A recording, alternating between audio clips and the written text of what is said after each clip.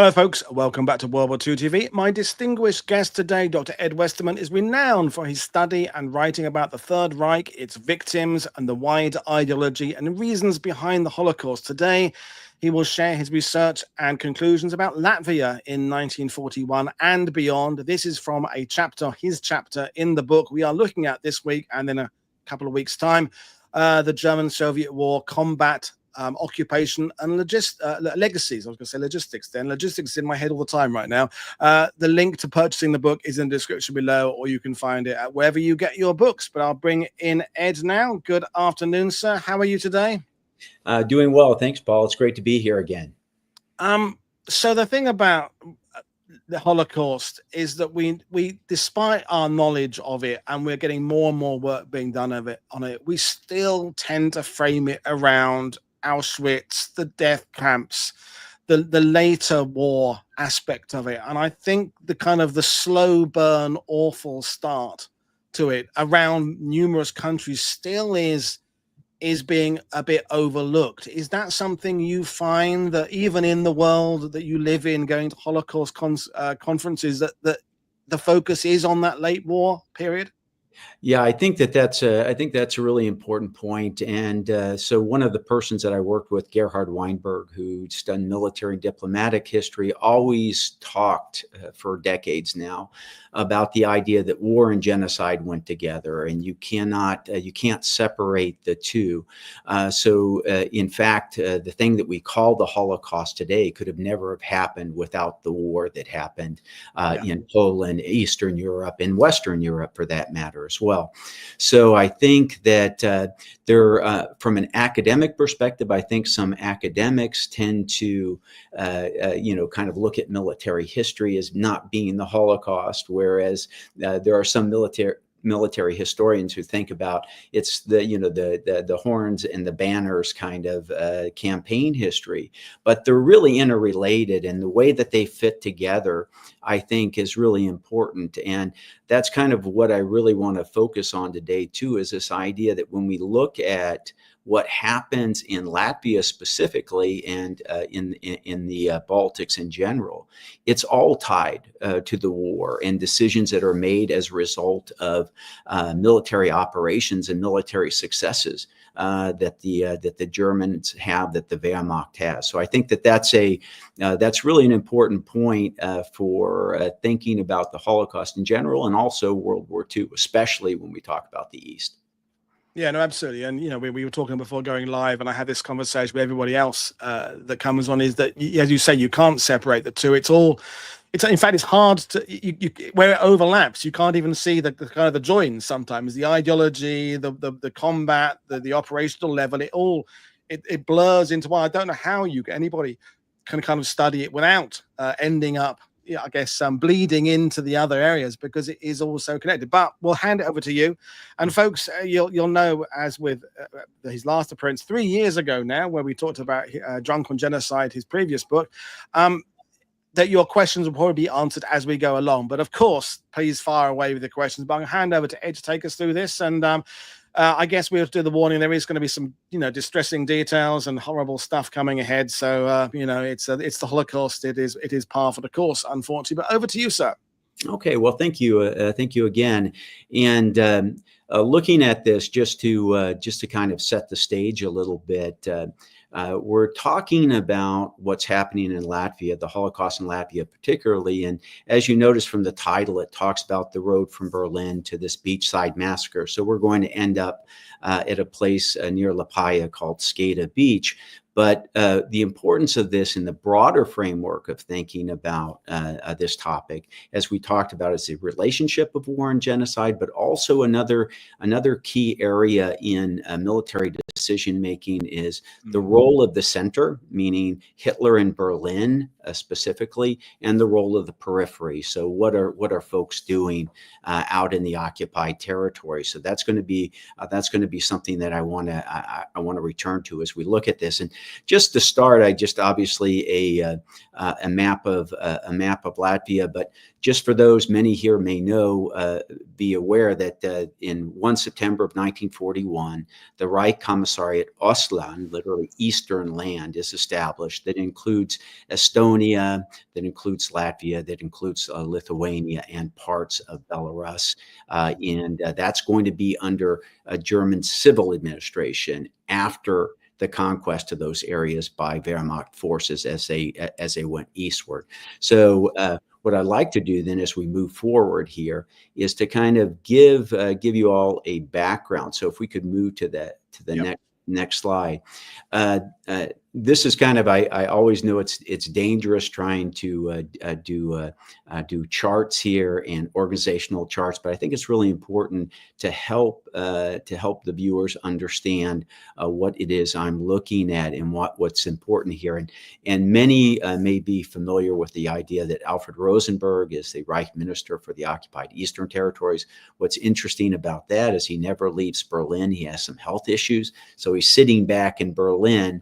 And under him, he is in charge. He is 2 Reich ministers, one in Riga for the Ostland, which is Heinrich Lohse, and then many will know Erich Koch, who's in the Ukraine. And so these are kind of the Nazi satrapies that are established in the East. And then under each of those, there are general commissariats and there are regional or Gebietskommissare. So this gives us kind of, if you will, the way in which the civil administration is constructed constructed in the East. And what you have, and I think there's a build on this this. What happens with this is that Rosenberg is getting information and orders from Berlin, from Hitler directly, but also what we have is the Wehrmacht has its own prerogatives, its own interests in the East, especially dealing with bases that are now in the East. We'll talk about Liepaja as a naval station, but also about labor that is being used to support the war effort. And that's where also Hermann Göring, who's the head of the 4-year plan, figures into this as well, because he's a guy that has kind of stretches in as head of the Luftwaffe, but his economic hat that he wears in the 4-year plan, but also his tie with respect to implementing the final solution. And I'll talk a little bit more about that as we go forward. So this just gives you an idea of the specific structure. So if we can move to the next slide. Yeah, that's one with the arrow from the right. Yeah, these have, this is just to build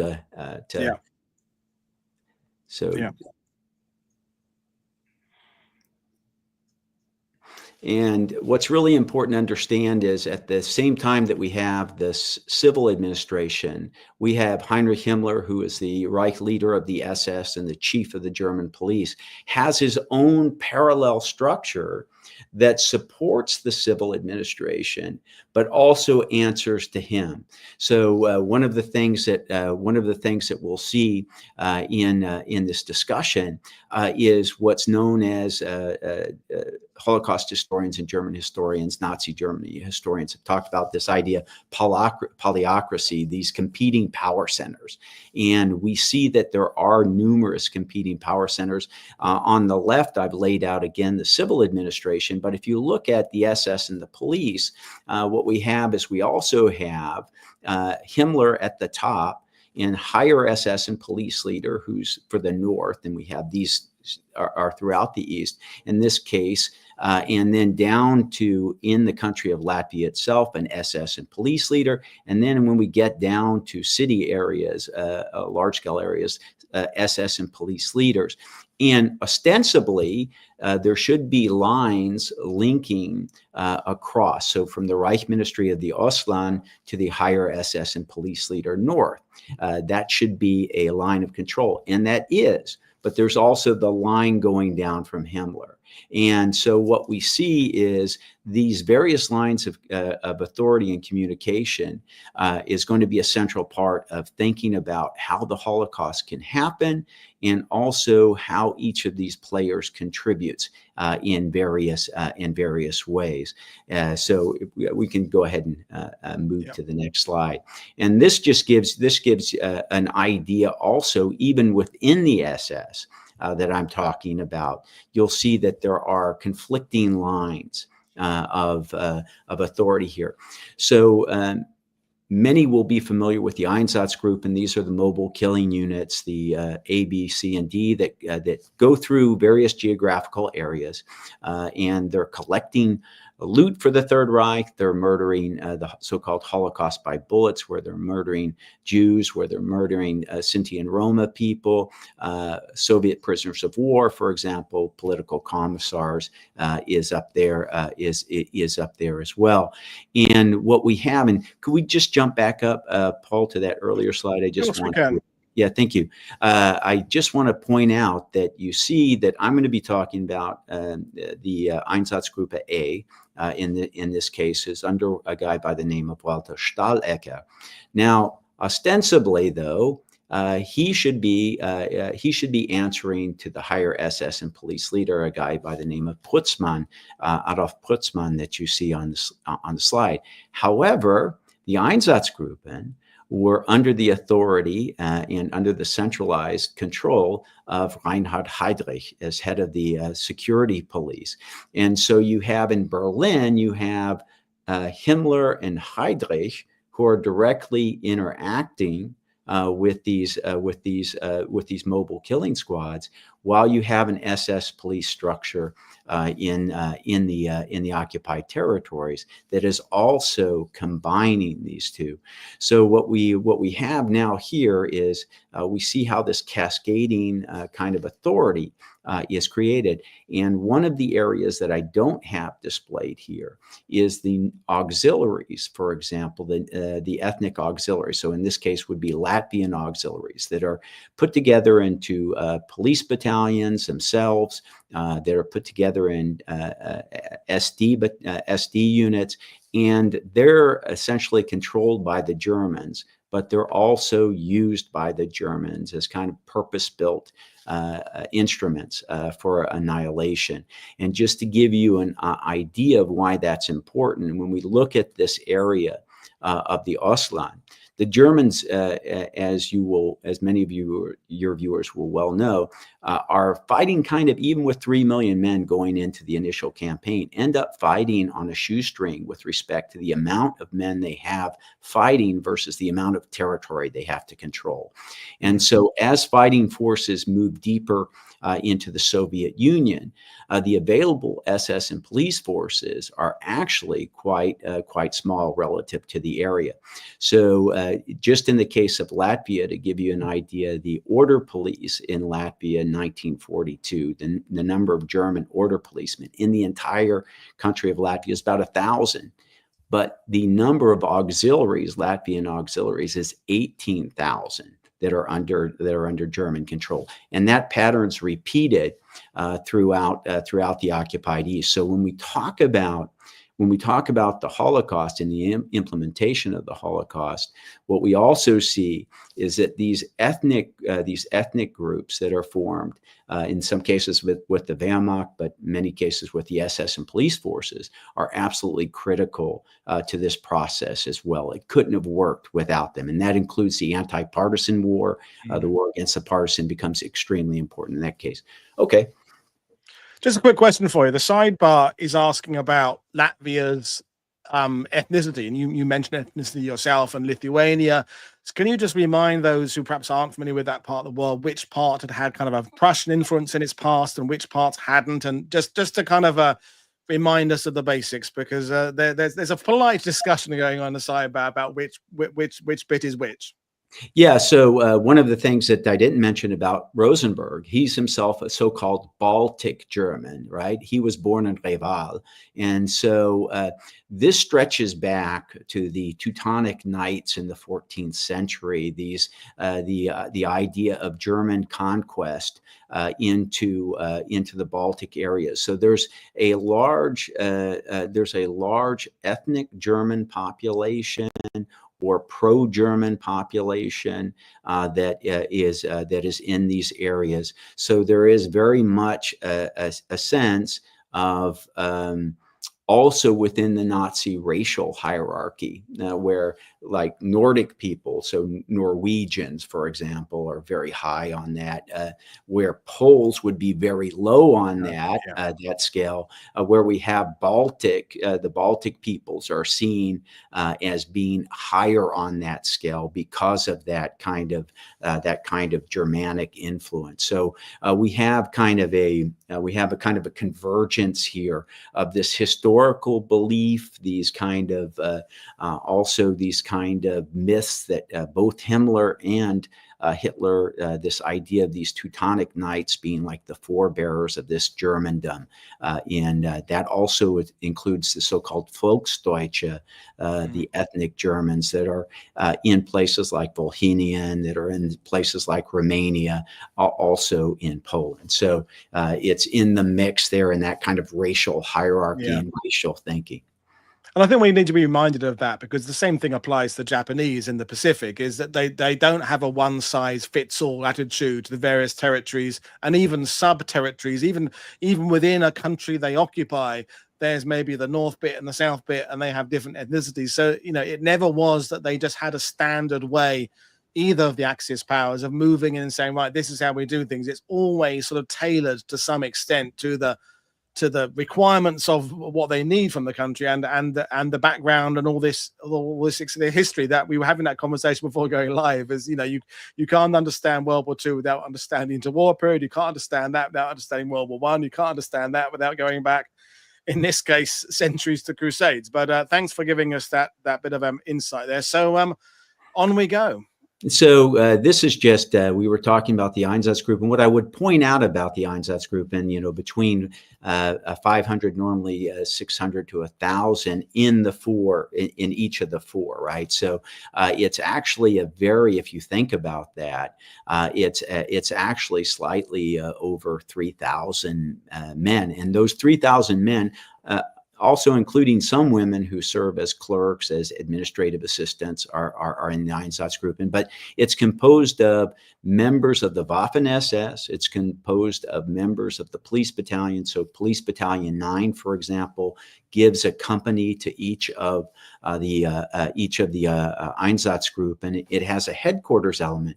But the way that they work is not in groups of, let's say, 500 or 1,000. What they do is they break down into what are known as Teilkommandos, part detachments, or Einsatz or Sonderkommandos, so mission detachments or special detachments. And now we're talking about groups of 20 to 30 men who move into the East and go into these communities and these Jewish communities, for example, and they operate independently.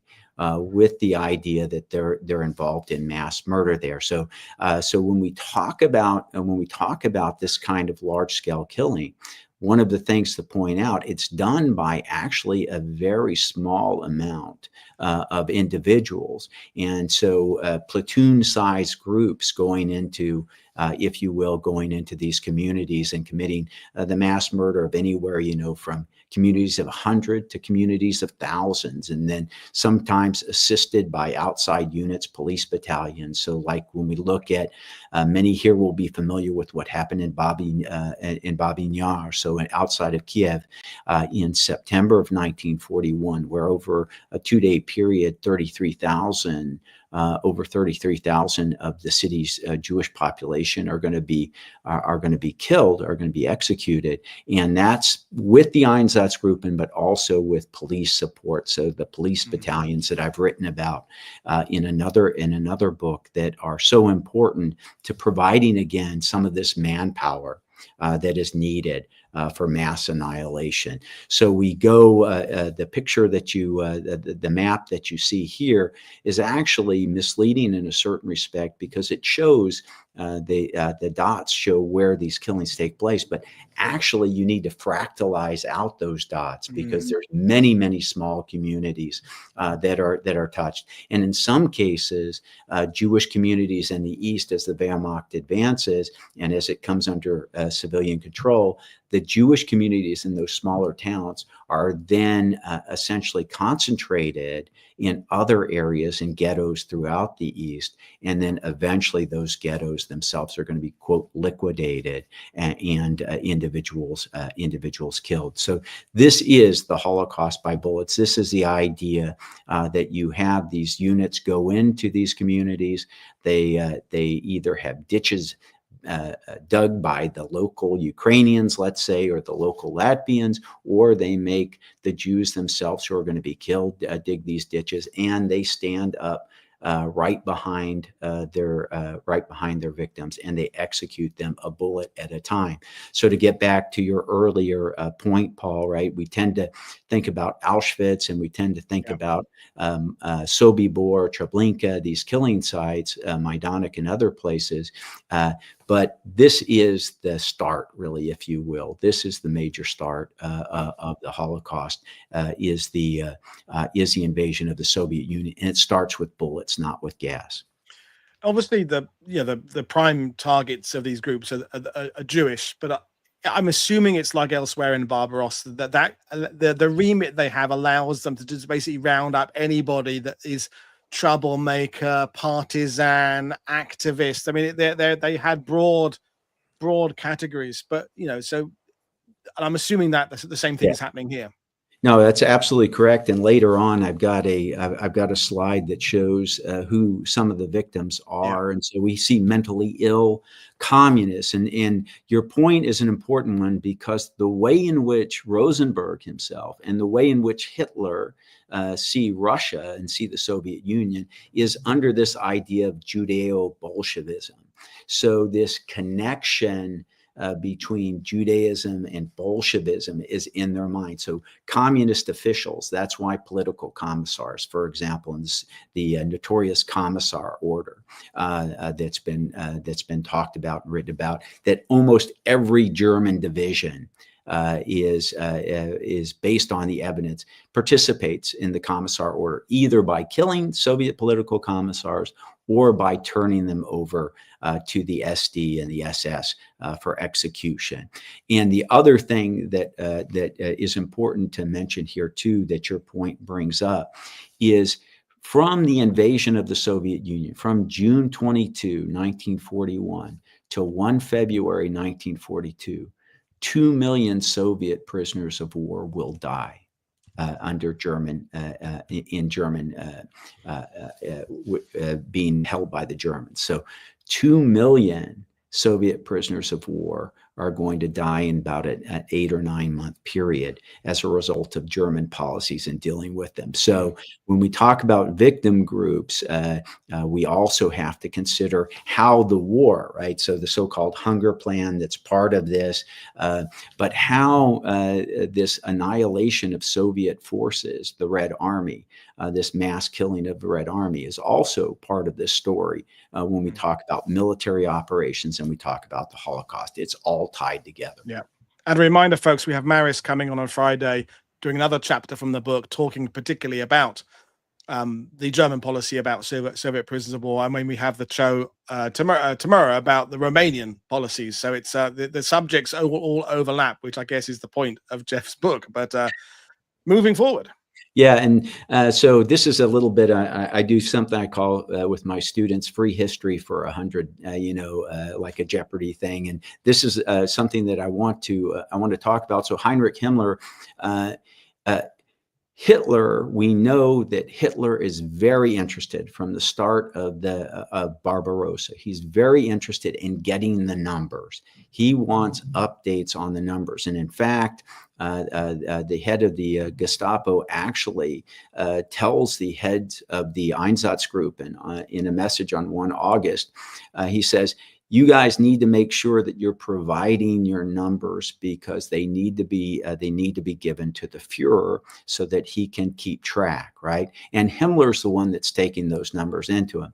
And one of the things when I was at the central office for the prosecution of Nazi crimes that's in Ludwigsburg, is I got to see some reports. And what was interesting about those reports was they were typed reports.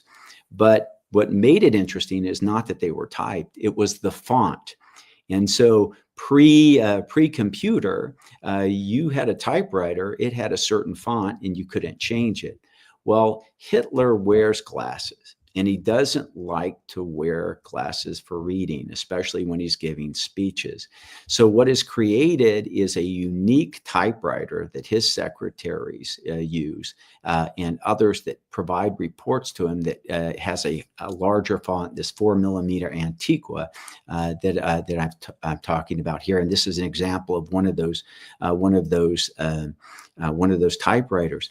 So when I was in Ludwigsburg, when I came across these reports on the number who were killed, and it was that large font, what can I immediately know? The reason it's done on that typewriter is because those reports are going directly to Hitler, right? So these are some of the things when you're out there doing the research, right? This might be something that you would never think about, but it gives us again a validation of how important these reports were, and that they are going to Hitler directly. And so we can see also in different areas. I'll talk a little bit more about the decision for the final solution. But I think that that's an important point. That Hitler wants to know the numbers, and Himmler actually. I know some of your viewers are very interested in weapon systems, and one of the things that Hitler is famous for is remembering detailed technical details of weapon systems, and being able in the 1940s to say, hey, in 1937 you promised me this kind of specification. And what happens in one case is Himmler is looking at these reports, and he goes back to one of the Einsatzgruppen commanders and said, your last report failed to include this category, specific category. And the reason I think that he is so, and he says, make sure you continue to do it in the future, add it back and make sure you do, because he knows that that's the kind of stuff that Hitler focuses on. So I think, again, we see the way in which the interest, not only in what's happening on the battlefield, whether it's from the Wolf's Lair or from Berlin, but also what's happening associated with what we know as the Holocaust, is also very important to Hitler. So I just wanted to underline that point of how those ideas come together, again, where war and genocide kind of meet together. Yeah, and just a quick question about that. You know, you're saying that Hitler wants to get these figures.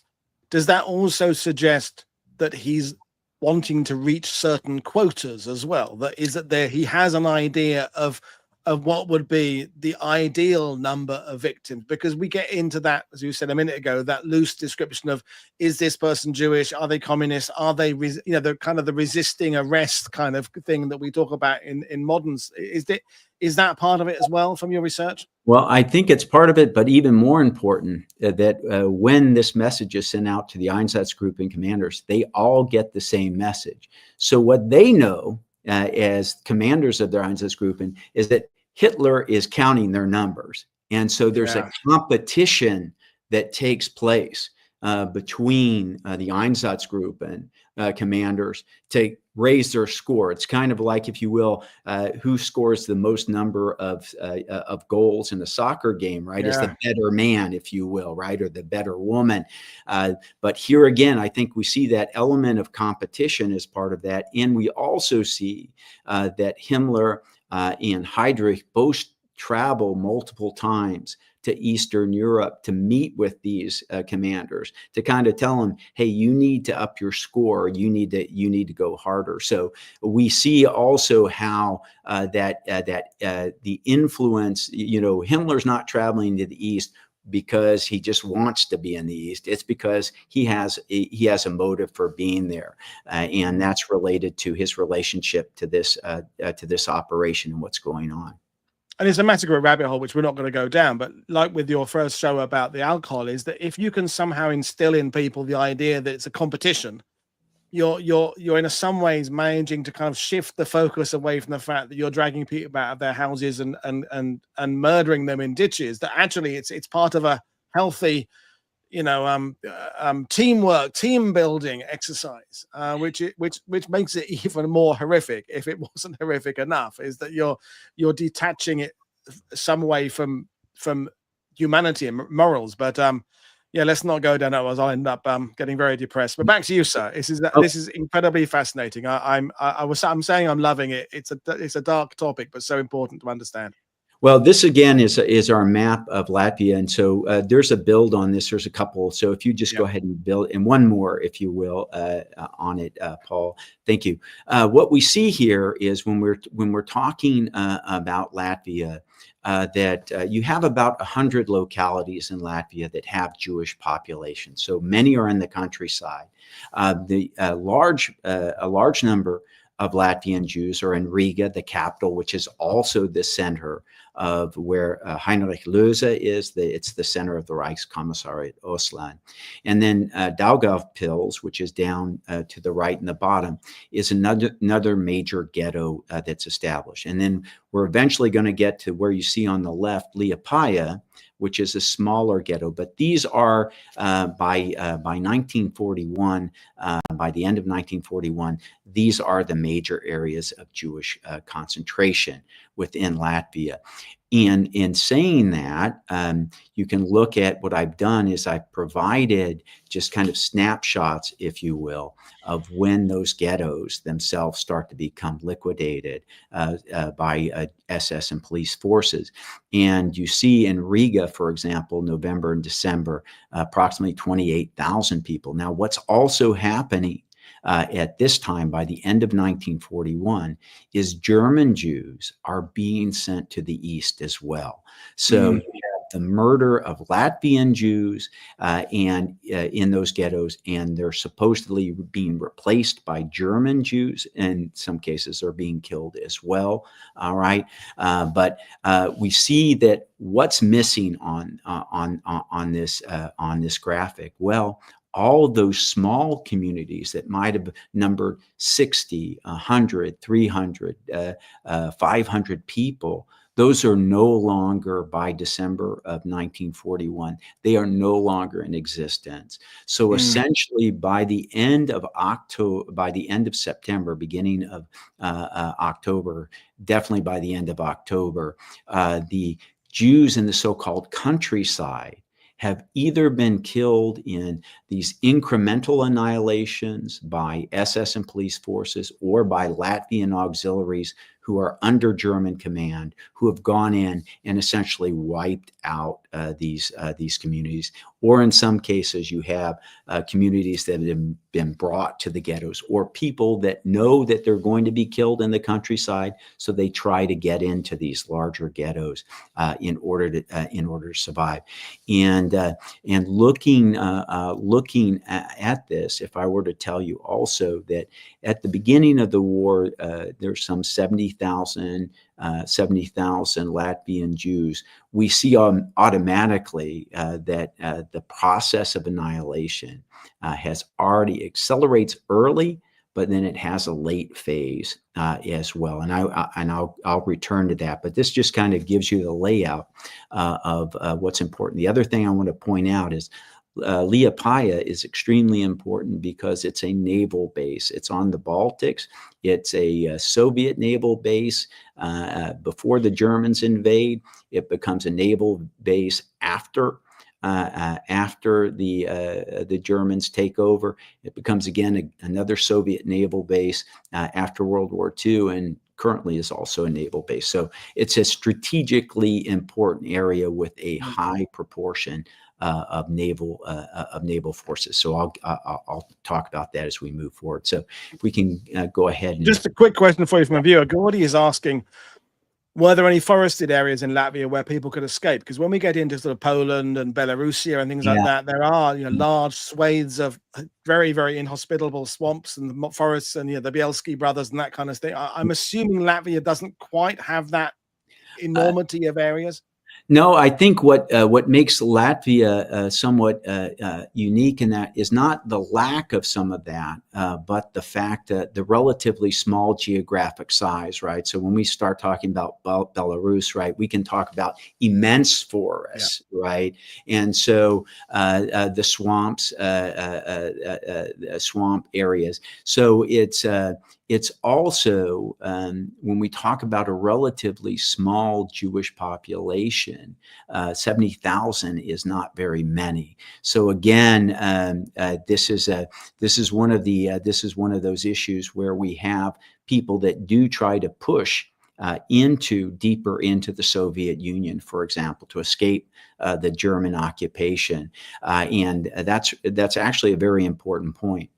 Because what happens in 1939 after the Molotov-Ribbentrop, which essentially says we're going to divide up Poland and the Baltics between the Soviet Union and Germany. So that pact is made when the Russians come in, when the Soviet forces come in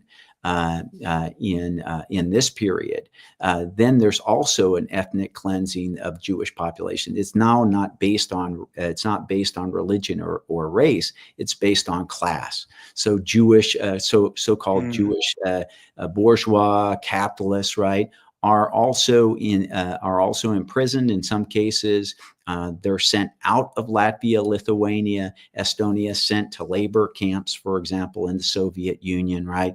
So you also have an initial kind of Soviet kind of, if you will, cleansing based on these class ideas. And so what that also means is after 1939, if you're a Polish Jew, you might say, I'm not staying in Poland with the Germans. I'm trying to get into Lithuania, or I'm trying to get into Latvia. So we see also how these populations themselves self-transfer into some of these areas based on the events of the war again, right? The war causes those population transfers, and that's going to then have an effect in 1941, in the summer of 1941, when Germans now go into those areas that were earlier safe in kind of in quotation marks for some of these populations. And I'm glad you reminded us of the Germans moving around the populations, and that so many of the camps across Europe are officially transit camps, because it's just constantly people being moved around. Because again, tying things up to the operational side of things is that the early winter 41 is where things are on the front starting to. It's all about logistics. And I know there are Holocaust historians who say the amount of trains and things being used to move around groups of Jews wasn't really enough to make a significant influence and impact on the front. But it in my head, it's another reason to consider it all as one package, because a train can only be in one place at one time. So if you're moving people, German Jews, from Germany to Latvia to kill them, that's a train that could be used to take bullets towards Moscow, I guess. So you can't separate these subjects. Yeah, no, absolutely. And Alex Kay has done some really great work on the hunger plan, which gets right back to just as a quick overview on the hunger plan. The idea is, before Barbarossa, German bureaucrats tell the Wehrmacht, look, you can invade with 3 million people. You can go into the Soviet Union. The only thing, though, is we're going to be able to supply you with oil, with gas, with bullets, but we can't supply you with food.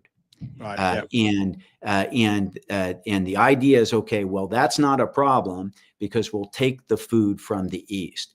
And what they immediately recognize that they're going to do with that is that tens of millions of people, not just Jews, but Belarusians, Ukrainians living in those areas, are going to die of starvation as a result of that. So again, how operational decision making is tied to mass murder. The hunger plan is a perfect example of that, and it requires, again, the buy-off of the Wehrmacht in order to accept those parameters. Absolutely. Well, moving forward, fantastic stuff. Okay, so now we're in this this small coastal town of Liepaja, and what I've just done here is kind of charted for you what happens in this one community of about 7,000. 7,000 Latvian Jews are in this one town, and if you look at it, I built a graph here that kind of gives you dates and it shows numbers killed. And we see that at the end of July, we have a high number that are killed. These are killed by Latvian auxiliaries. Some of you may be familiar with a guy by the name of Viktor Aras, who has his own detachment under German control. And in the period that I'm looking at, so we have a high spike number of killings at the beginning, but then as you travel to December, you see that the next spike, this is one of the Beachside massacre that I'm going to talk about. About 2,800 people are killed. But if you look at that, there's also in the middle of that just these daily, weekly, multiple killings. And so one of the members, Hans Baumgartner, who was interrogated by East German police after World War II, he was part of Einsatzkommando 2A, which stays in Liepaja.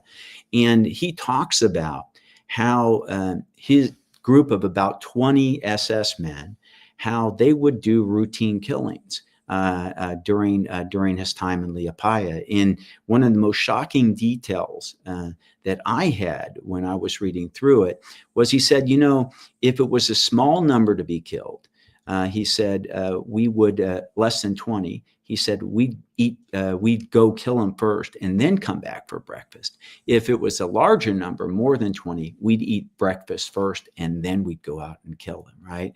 So this normalization and also the witnesses and survivors who talk about how these small group killings, 20, 40, 60, that happen over a period of time, it's really important to understand that cumulative effect of that annihilation, it's not all just in these large groups that people are being, that the Holocaust is occurring. So I just want to stress that when we look at this kind of murder and these kinds of operation, it's really these daily small massacres that over time add up in many cases to these larger numbers. And as historians, we tend to focus on the big lines in the graph, because those stand out, the ones that have the most killings, like Babin Yar or Kamenets Polotsk. But it's this other, that's the daily reality of what the occupation looks like. The quote unquote normality of it all, just the regular. It's like, you know, you brush your teeth, you go out and kill a few Jews, and you go back and you have breakfast. That is just a, yeah. If they were somehow rare events on a large scale that were happening infrequently, it's still awful, but the fact is it's almost, as you say, daily. It's just, yeah, it's horrific. So, but moving forward. Okay, so this is actually, I've got a link here. Yeah, the link is in the description below, where you can actually watch this footage later on, or play it in a window while you're listening. It's yeah, I'll let you explain what it is. So this is near the naval base at Liepaja. And this was actually filmed by a sailor who's part of the naval flak unit at Liepaja, and he has his film camera with him, and he's walking around the base, and he sees some guys coming, and he asks them what's going on. They were kind of excited, and they said, "Oh, there's an execution going on over the hill there," and so. Reinhard Wiener takes his camera, and in about a minute and a half, what we see is what this daily kind of killing looked like. So the stills that you see here show the execution area. In the one on the left, you see men standing at the top. On the right, there's a ditch that's been dug, and they're going to be firing down in the ditch. On the still on the right, what you see is these trucks that arrive with Jewish men, and you can see they have armbands on, identifying them as Jews. And in groups of 15 or 20, they are driven up to that ditch. where these SS executioners wait for them. And as they go into the ditch, then you actually see during the filming of this, the men shooting. You see the puff of gunpowder as it from the firing itself, and then you see the way they kick in sand on the bodies, and then you see multiple groups that are going into that ditch, and how this happens. So you have German killers, you have Latvian auxiliaries that are there, but one of the most interesting aspects of this, and horrific, you see in the on the right hand side, you see that there's a man's head that's been that's blocking the frame. Well, if you watch this video, what you would notice if you look around is there are hundreds of men, some of them getting a suntan with their shirts off, some smoking cigarettes. They are around that execution site. They're from the naval base, and they're watching the execution take place. So the idea that, that these are, strictly secret, that nobody knows about them, we already know that that's not true. Even in small communities, some of these killings take place literally in the middle of towns or near towns. But here, what we see is the widespread availability of information about mass murder that's taking place within the Wehrmacht at this site. And so if you watch that video, which I highly encourage you to do, it will give you can really get some insights as to what's going on. So that's what murder looks like by the men of EK2. This is a perfect example. This is their work. Absolutely, it's a hard watch, but a tough watch. And again, the crowd just watching it. Now, we can't possibly go back and imagine what was going through the thoughts of all those people standing there watching it, but it's interesting to contemplate that. And as you say there, this idea of the clean Wehrmacht, which we've blown out of the water numerous times this channel, but it still persists. There are still idiots who still, but it was only a few people and they were the nasty one. But anyway, back to you. More murder to come, unfortunately. Yeah. So this is kind of, I told you we would get to the kind of from Berlin to a beachside massacre. And this is at Skada Beach. This is outside of Liepaja. It's about 7 miles away from the town of Liepaja. And what happens in December of 1941 is a murder. And many of these pictures are kind of iconic pictures, because there's 12 pictures that appear in many, many different sources and many different archives of this actual event. And so what had happened that's important to remember here is that on December 12th, there had been a meeting of Hitler with his Gauleiter, his district leaders in Germany, and with leadership from the occupied East. And he informed them that now they were going to make essentially clean slate on the Jewish question. And so Liepaja at the time had about a little less than 4,000 Jews remaining in the town itself. And in this 2-day period, about 3,000 people are going to be killed by the security police, by the SD, and by their Latvian auxiliaries. And as you can see from the pictures, many of them are going to be women and children. And why is that the case? Because they are the so-called useless eaters in Nazi ideology, especially the old and the very young. They can't work, and so they become kind of the preferred group of victims in this case. Now, those who are considered to be laborers, those who are capable of labor, or involved in important labor, they themselves get a kind of a temporary reprieve in many of these actions. So we'll see that. But this is just to give you an idea of how this works out. So during the 13th of December, in the local newspaper, all Jews are told that they're not to leave their homes. Then they're ordered as of the 15th that they're going to be gathered in the town, what's known as the women's prison. It used to be in Liepaja, an old women's prison that's used. And so these groups of SS and Latvian auxiliaries go into the town. They collect groups of Jews from their apartments in the town, and they bring them back where they're processed.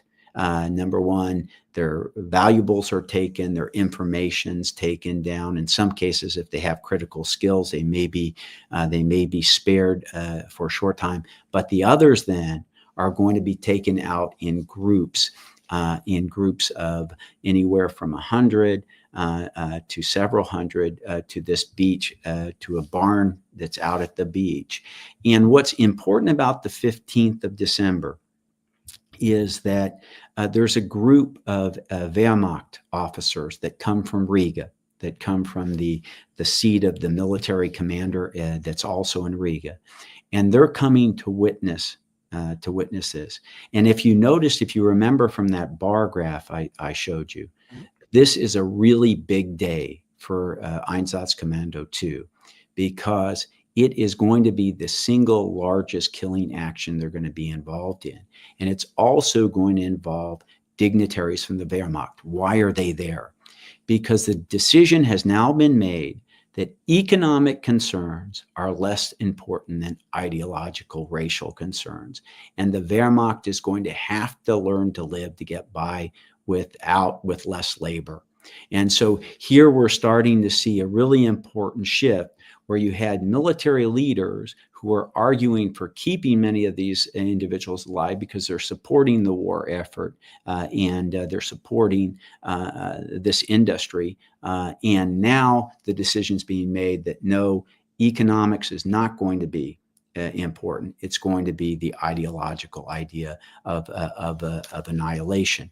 And so I think that, again, this gets us back to our point about how the events of the war are again tied into decision making. And who's making that decision? Well, that decision's coming from Hitler, and his decision is this is more important.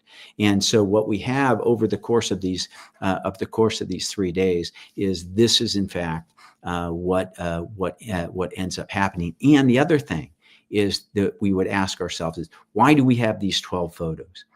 Because at least one, maybe up to 3 of these SS men are taking photos of the killing, of the different parts of the killing. So they're gathered, the victims are brought to a large barn, then they're driven in groups of anywhere from 80 to 100 to an undressing area where they're forced to undress, which is about 100 meters then away from the killing site. And then they're driven partially clothed, later on completely naked, to the actual killing site itself. And on the upper right, I don't include these pictures. There are much worse graphic pictures than these 12. I include these to give you an idea of how this works. And what you see is the group of women at the top right. They're looking out towards the Baltic Sea. Behind them is the ditch. On the other side of that ditch are the shooters. And those shooters then are aiming in groups of 2, aiming at each of those individuals. And the idea is that you shoot them, that they'll fall into the ditch, and then another group will go up behind them. Now, in the case of young infants, what the mothers are told to do is take the baby and put it over their shoulder so that they don't have to waste bullets, right? That they shoot the baby and the mother at the same time. A horrific detail, but one in which we see. And then what happens is these SS men walk down the side, that far side of the ditch. If someone just collapses there, they kick them into the ditch. They also walk into the ditch and deliver coup de grace, kill shots on those who are still alive after that. And that's what, over the course of 3 days, that's what mass murder looks like. And that's what these policemen, these SS men, want to document. And where do we find, how did we get these photos?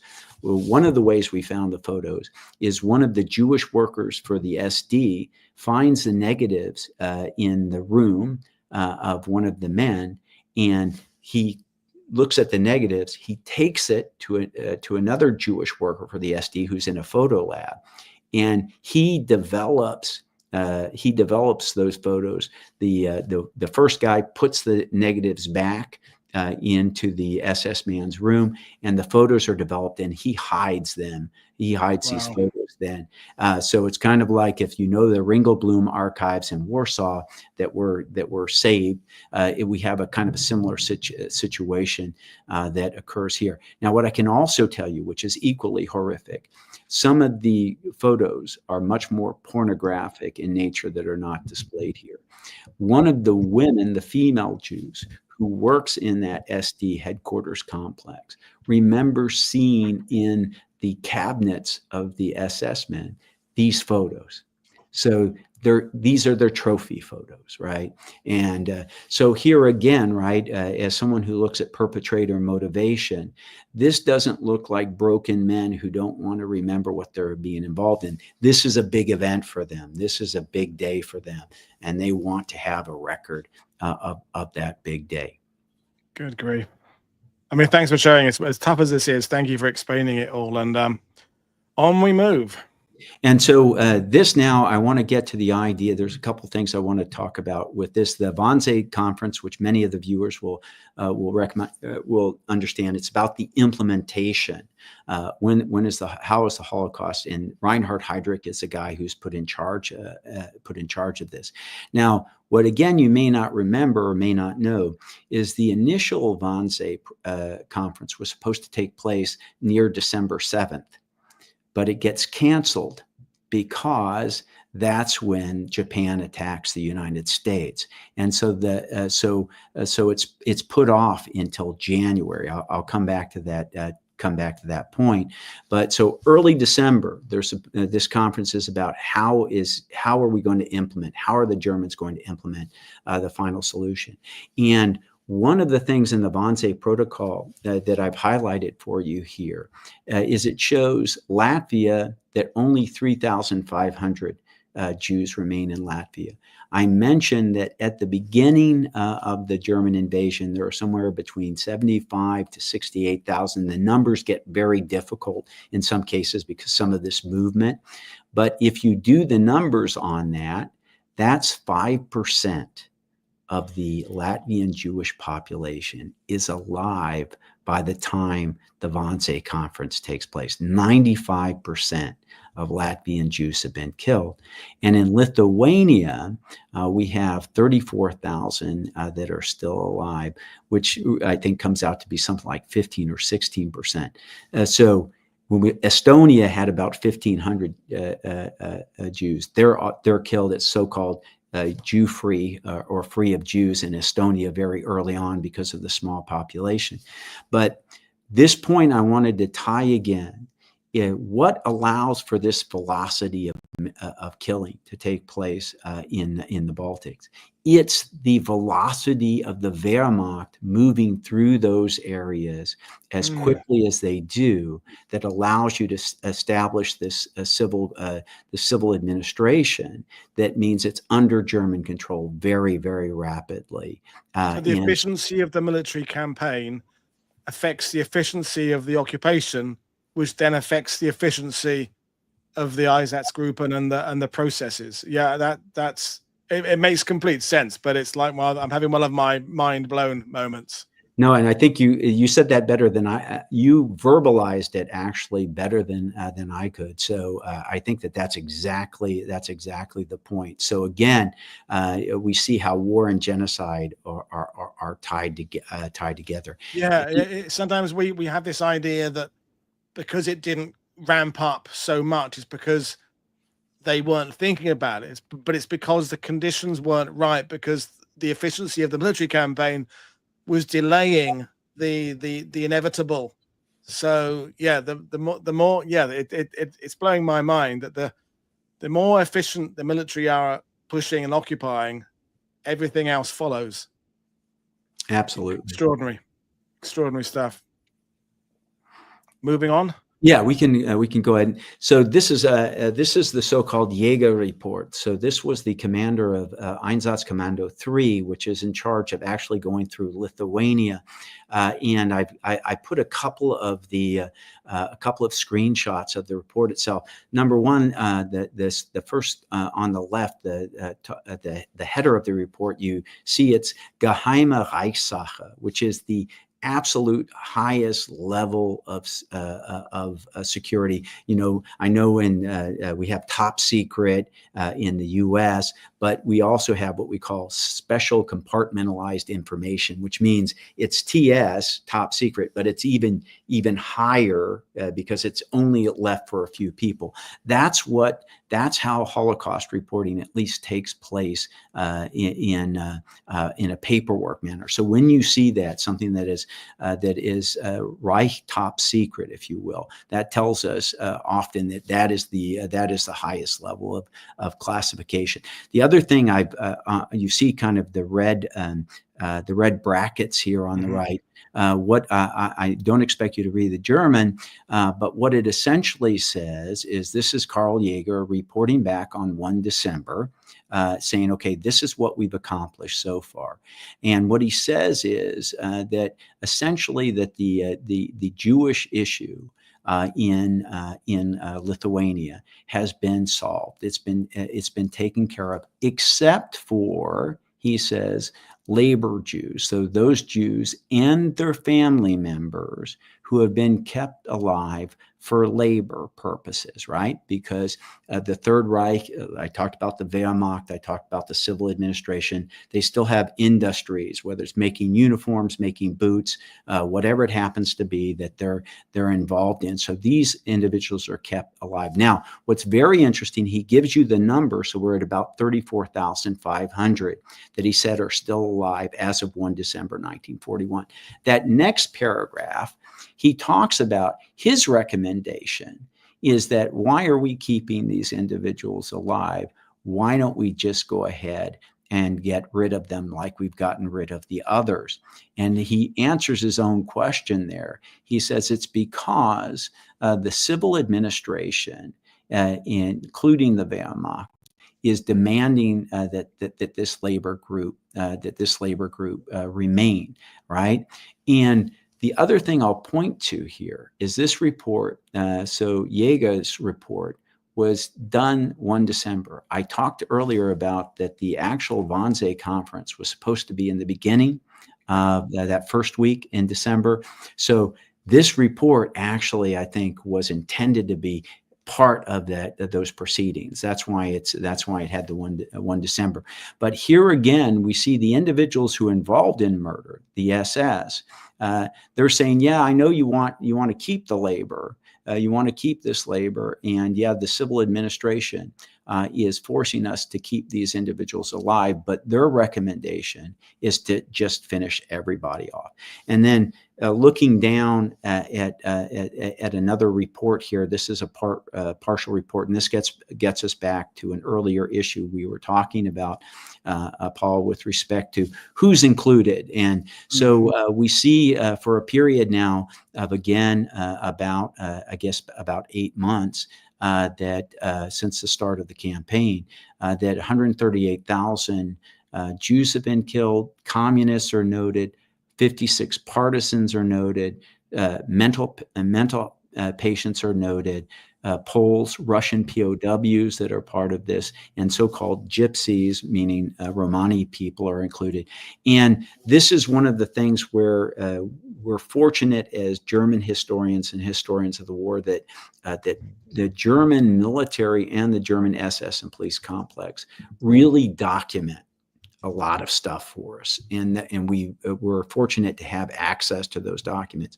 So what you see even there is they even go down in the documentation to telling you how many of those individuals were women and children that were killed. And in the Holocaust, 1.5 million Jewish children, at the estimate, are killed here as well. So we kind of also get a picture. Now, in the case of the mental patients, what I can tell you is in some instances, the Einsatzgruppen would move into an area, and one of the places they would make their bases at would be asylums. So they would take over asylums, and they would take over as their headquarters. And what they would then do is just execute those individuals who are in those mental health asylums. So we see kind of this kind of diversity, if you will, and where we see this also is in reports on anti-partisan warfare, where tens of thousands of individuals will be noted as having been eradicated or killed. And then they also list the number of weapons found, and it may be 20 weapons, right? So those are obviously the worst partisan units in the world if you have thousands of people and 20 weapons that are captured. Or, as we talked about in the earlier slide, that the idea of partisan is being used as a euphemism for annihilation. So it justifies the annihilation. And we're still stuck with a lot of that historiography that, the idiots who sort of try and play down, saying, well, it was just the Germans policing areas, and every army is allowed to police itself against terrorism and all that kind of stuff. And as you say, that it's clear what's going on. There's no ambiguity about it. They're using labels. They're using legalese, in a sense, to just murder whoever the fuck they want, basically. Excuse my French. Yeah, and that also gets back to when they tell you how many of those quote unquote partisans were children, right? Or there's not a lot of 6-year-old partisans running around, So this is, again, like you say, so this is when we read the documents of the war and genocide together. I think this gives us again some insights into the close relationship between the two. And I think I've got one more slide. Just before we move on, we got a question about Sir Capo there. What were these communists, local communists, or Russian colonists, or both? I'm assuming. Yeah, it's actually both. Because what I have, I didn't pull it out here and put it in the slides. But for example, I've got some of these German police reports for Liepaja itself. And what they talk about is like on the 22nd of September, 1941, 67 Jews are executed. On the 24th, it's 37. But then in some of them, they talk about they've arrested communists and they've executed communists that were, quote unquote, either hiding in the town. They could be those who have been sent in from the Soviet Union. We know that partisan groups are formed, and that Stalin and the Red Army supply some of these. So it's kind of a mixed bag there. And one of the like I said, also we have to kind of remember is many of these terms are kind of plastic, so that they can be used as a justification. And one of the things I haven't talked about that I'm sure that will come in one of the later conversations is that Red Army females are almost invariably executed immediately. So in other words, POWs who are women who are in the Red Army, they're so-called shotgun wenches. Flintenweiber is the German term that's used.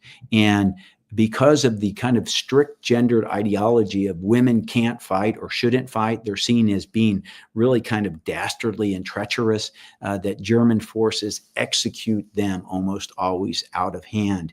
And that happens also in the so-called anti-partisan war as well. So there's also, when we dig deeper into this, we also see the way in which perceptions of German masculinity and who should fight and who can fight under Nazi Germany is used in some of these executions as well.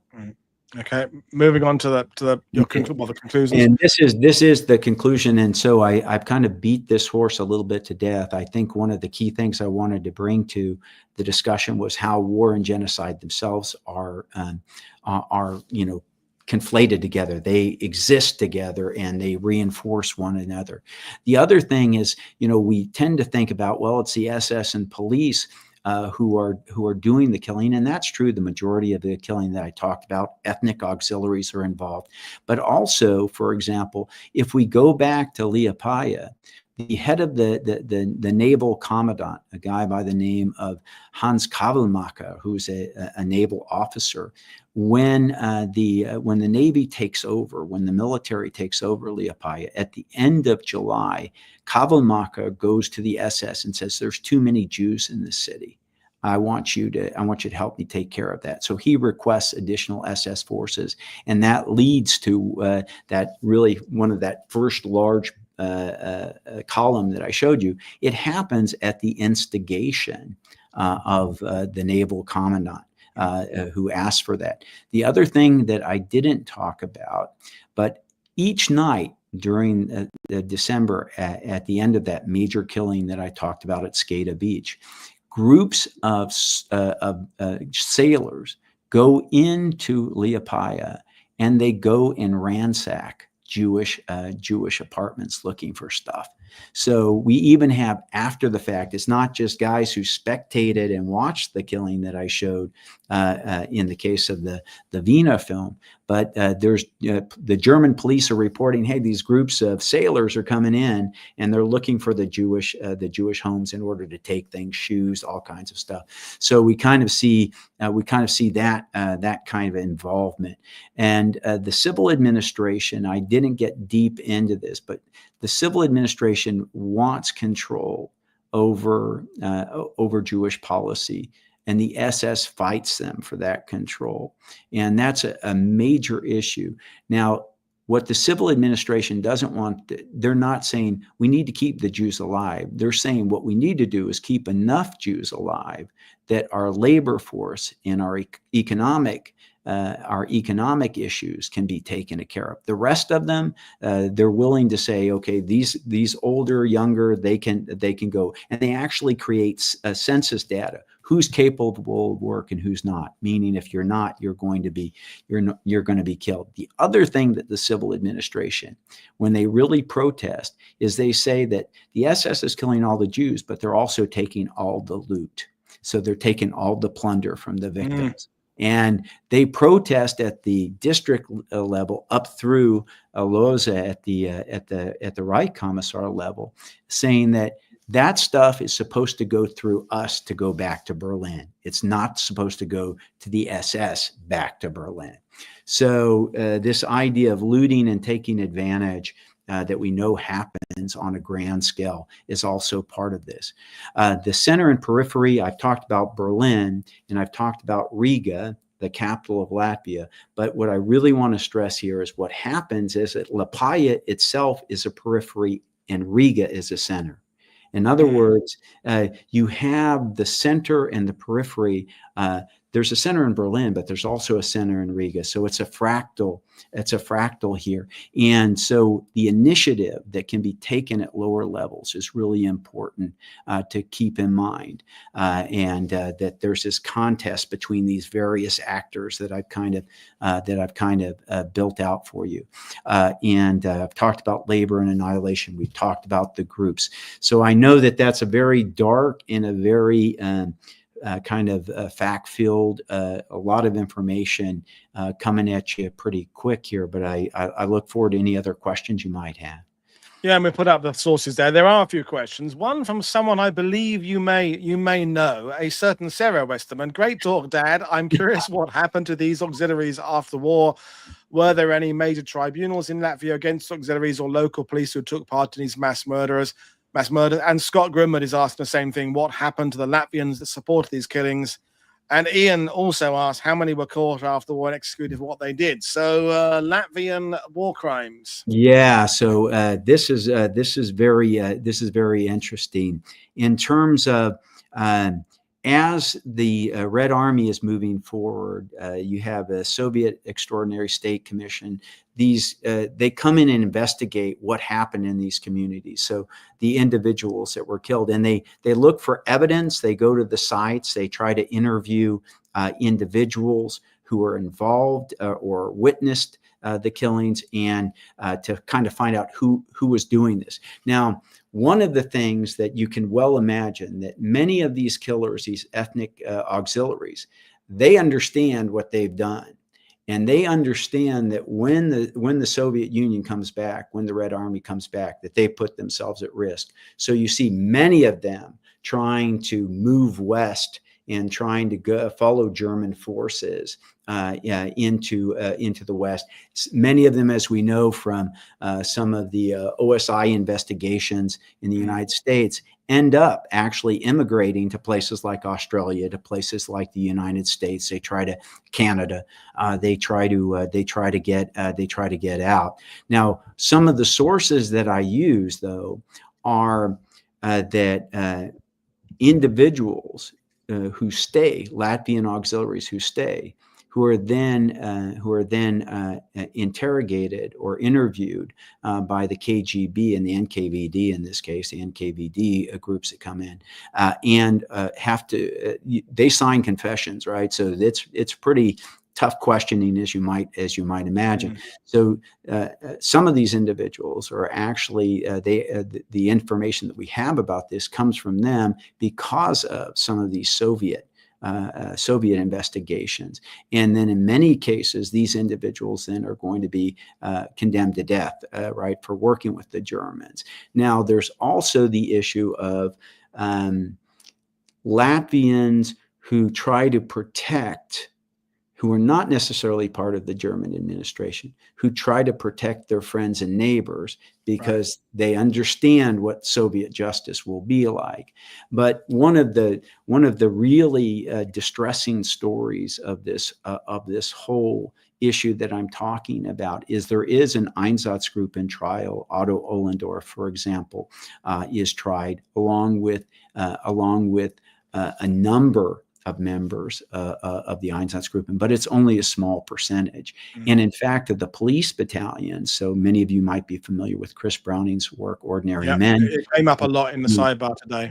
So the idea here that the vast majority of police perpetrators are never even investigated, much less charged with crimes. So here we have a case where even in the case of in the case of Liepaja, which is part of an investigation that the German Central Prosecutor Office does, only a fraction of those Einsatzkommando guys are going to be investigated, and even a smaller fraction are going to be convicted. The other thing that's maybe again poetic justice in this case, the head of that group of EK2A is a guy by the name of SS Lieutenant Wolfgang Kugler. After the war, the Central Prosecutor's Office is going to get information that leads to his arrest.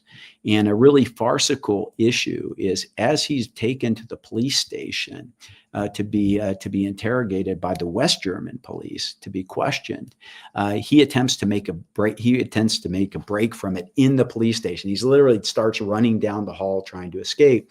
Now that doesn't work out for him. He subsequently commits suicide instead of being investigated.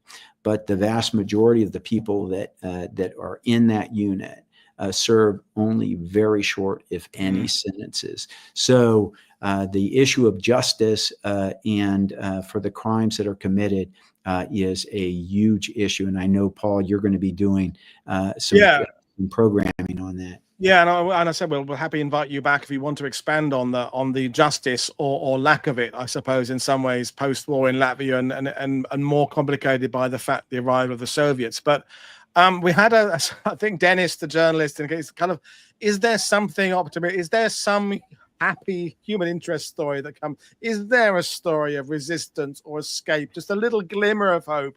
You can leave us not feeling quite so depressed from Latvia. Yeah, I think what if there is kind of a silver lining to this is that there are individuals after that major December killing. There's a ghetto that's created in Liepaja, about 800 workers and their families. It's going to be then moved to Riga in October of 1943, but some Latvian Jews will survive, and that's where we get some of the stories of this. And so the idea is that the German plans obviously were for the complete annihilation of this population, but their stories remain in memorial books that are written Yeah. and remain in the testimonies of individuals. But that's one of the things when we talk about the Holocaust. A lot of times we want to have a redemptive lesson, that somehow there'll be something that the human spirit, is something that we can focus on. Yeah. But the horror that I've talked about in kind of detail and that you've seen here, there's not a lot of No, it's redemption. not many bright spots, but it's worth mentioning, like at the end of Schindler's List and things like that, when they talk about the descendants and their families, is that that 80 years on, as you made very clear there, that Hitler's plan didn't work. There were it came close to total annihilation in certain places and certain countries, poor old Poland and Belarus, but never got anywhere near completing it. So these people still exist. They're still having children. They've not. It didn't work, is what we're saying. So absolutely fantastic stuff there. It's one of those shows that will haunt us all afterwards, and I can only say, extend my gratitude to people like yourself for persisting with Holocaust studies. My friends who do it regularly. It can be a bit dark and a bit gloomy, and lots of sitting in archives reading distressing stuff, but the payoff, I suppose, is the fact that you're helping to educate people like us watching today and remind us of the horrors of the conflict. Well, and Paul, if I could, just because you've raised, I think, what's really a hugely important issue. Some people ask, why do you study this? And I've had Holocaust survivors who have now passed on, who are my friends. And the reason that it's important to study it is because I had a survivor who said, you can't understand the Holocaust because you weren't there. He would tell anybody who used the word understand that. And I got what he was saying. And the reason we can't understand it, all the horrific stuff I've talked about today, was the daily lived experience of these individuals. And as hard as it is to listen to this, it's important because it tells us why the Holocaust was so important, and the memory of that, why we can't understand something that defies our imagination. And it hasn't just happened there. We can go to the Balkans, we can go to Rwanda, and some of the very same stories will be part of that discussion as well. Yeah, it's a pity that we haven't resigned words like atrocity and mass murder and to the language dustbin. But unfortunately, as you say, they're still happening today. But absolutely blinding presentation. And so folks, we continue the series tomorrow. Dallas is coming on talking about Romania's policy with regards prisoners of war. Then there's 2 on Friday. We've got Richard Hargreaves coming on talking about Barbarossa, and then we have Maris on in later in the day talking about the policy about Soviet prisoners of war. So it all ties together. So as always, folks, click like and subscribe. Buy my guest books. Ed's previous show on the channel where he talks about this book here, which I got drunk on genocide, and I watched the video of me and I remarked to Ed, he looks exactly the same 3 years on. My beard has gone distinctly grayer, but that's the troubles of being a YouTube creator. Anyway, click like and subscribe. Buy my guest books, and as always, use the links in the description below. So I will see you all again tomorrow. Cheers, everybody. Thanks for watching. Bye.